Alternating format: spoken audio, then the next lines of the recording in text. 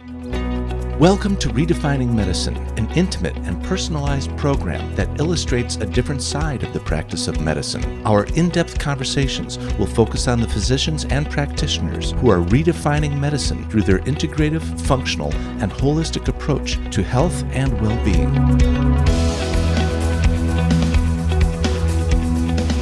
Our host for Redefining Medicine is Dr. Aronica Schwartz. For more than 20 years, Dr. Aronica has been at the forefront of advanced patient care, taking the best from conventional and integrative medicine and applying them to prevent disease. Dr. Aronica is a distinguished A4M faculty member in disciplines ranging from hormone therapy, peptide therapy, and IV nutritional support. Hi. So we're at the Spring Congress, A4M, Palm Beach. It's amazing. There are more than 3,000 people who are here to watch what medicine is going to, and we have an amazing array of speakers. And today I have Dr. Lucia Aronica, who is a really fantastic scientist. Thank you, Dr. Lucia, for being here. Thank you for having me. It's My a pleasure. My pleasure. So tell me, you have a really amazing story, because not only do you come from Italy, because a lot of us come from Italy, but the thing is, how did you get to epigenetics and being a PhD in it? Tell me the story. Yeah, that's a very beautiful story. So I was born in Naples, Right. Italy, Yeah. a city of volcanic energy, Right. where food is celebrated course. as a source of pleasure, tradition, and connection. Of course. And this cultural background unknowingly prepared me for my scientific career. So my mother taught me an old Italian saying, What was it? a tavola non si invecchia. Right. At the dinner table, You don't get old. you don't get old. Right. And many years later, as an epigenetic scientist, I discovered that food is indeed much more than fuel. Sure. It's information. Beautiful. It's one of the most powerful signals to our genes. And my father, a physician, also played an important role in my career. When I lost him at 14 years old. Oh, that's awful. I'm sorry. Yeah, that was also awful. I'm sorry. I decided I wanted to continue his legacy and help people fight disease and become healthier. But I didn't want to become a physician because I didn't want to witness suffering firsthand again. Losing him, for me, and witnessing his suffering was overwhelming. But I decided I wanted to become a scientist to help other clinicians Beautiful. help their patients through science. And so this set me on a path that after a PhD in Vienna, Austria, and a postdoc at the University of Oxford, brought me to Stanford, where I developed the first course in epigenetics for professionals. And epigenetics is the science of how our environment affects our genes. And what's fascinating about it is that this science seems to validate what Italian culture has known for years and centuries. So But don't you think that science seems to be validating what all the old wives' tales are? Exactly. That we used to tell that when I was in medical school and you said something like chicken soup, right? And they'd be like, oh, that's old wives' tales. But it turns out that old wives' tales have value. So go back and talk to me about your first interaction with food and you coming from, talk to me about that, about the family. And I do understand because I grew up there too. So I know what you're talking about, but many of our viewers may not know, and I think it's so important. So go back there. Yeah, so in Italy, food is really a celebration of family, and it's a fundamental part of our health. Sure. When Italians eat, we don't rush it.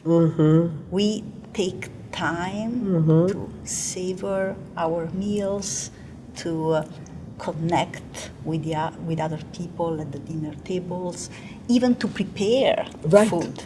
So by doing so, actually we activate multiple pleasure pathways. Right. Why I'm telling you this? Because I believe, as an Italian, that pleasure is a compass for finding health and sustaining it in the long term. All around us, I see people seeing pleasure as the opposite of health and jumping from one restrictive protocol to another. Exactly. But as an Italian, I see this differently. Sustainable health changes don't thrive on restriction, they thrive on joy. Right. When we enjoy something, we want to repeat it Right. every day. And so if we embrace healthy pleasures like home-cooked meals or the pleasure of connecting with other people, moving our body with joy like dancing, health doesn't just become possible, but natural. It's like breathing. So, and this is, I think, by bridging my Mediterranean culture and approach to life and my epigenetic expertise, I've developed an approach to health that is both science-based, but also fundamentally joyful. And I want to empower patients to embrace health as a pleasure and empower their Sure. patients. So now talk to me about epigenetics and how you got into epigenetics from, because you know, we're actually just like kind of vehicles for these things and they just happen. But how did you get from it? How did you make the connection? Yeah, so when I first started my academic career, Go before the academic career. before. Go before. Okay, yes. before. Sure. I think, okay, then I will bring you back at the time when I first, I had to choose my university, so which kind of university degree I wanted to pursue. Right, great. And at that time, that was the year 2000. Do you remember what happened in the year 2000? The first draft of the human genome was published.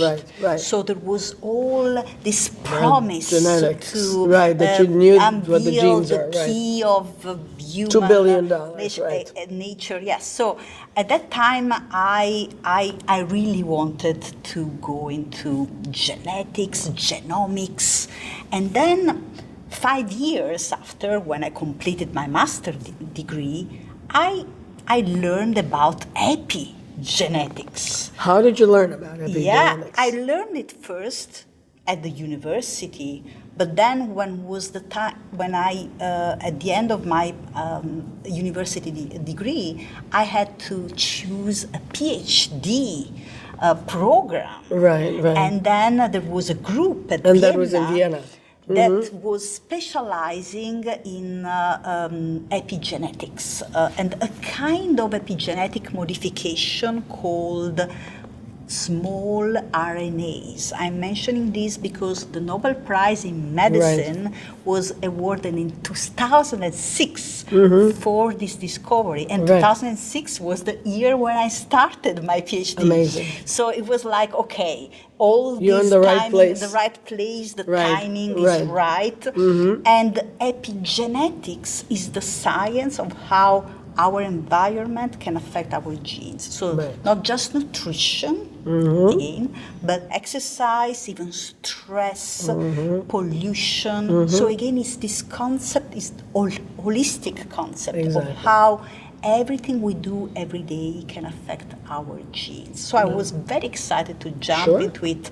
And my PhD and my first postdoc were focused on studying epigenetics in simple model systems, so yeast cells and the unicellular organisms. But then when I moved to Stanford, I finally closed the circle and studied epigenetics in the context of dietary interventions, clinical trials with humans, real people. Well, because food's a lot easier Yes. to give to humans, right? Specializing with different diets, Right. from low carbohydrate diets to Right. low fat diets. We even had a Mediterranean diet, ketogenic diet. So today I am doing clinical work, working with different diets and looking at how the epigenetic marks of people going on different diets change after the diet. Right. And during that process, we have discovered, for example, that when people gain weight, there is a sort of molecular epigenetic memory of weight gain. And in order for people to lose weight, they need to erase this molecular memory. So it takes a while for letting the body adjust. And this can explain the so-called yo-yo effect. Why Right. it's so difficult? Because basically our body, our fat cells, remember being fat. Right. And need to be retrained to a new normal. And this takes about 6 months, at least in our studies. And So we how see- do you get that to happen? Yeah, so sticking to changes for at least 6 months. Right. So that's where I think the empowering message for clinicians and their patients is, when you are losing weight, it's not just about the numbers on the scale. Right. You are literally reprogramming Right. your cells at the molecular level. And you Right. need to be patient because this process takes a while. But the good news is that you can It's doable. erase the bad memories and write new ones.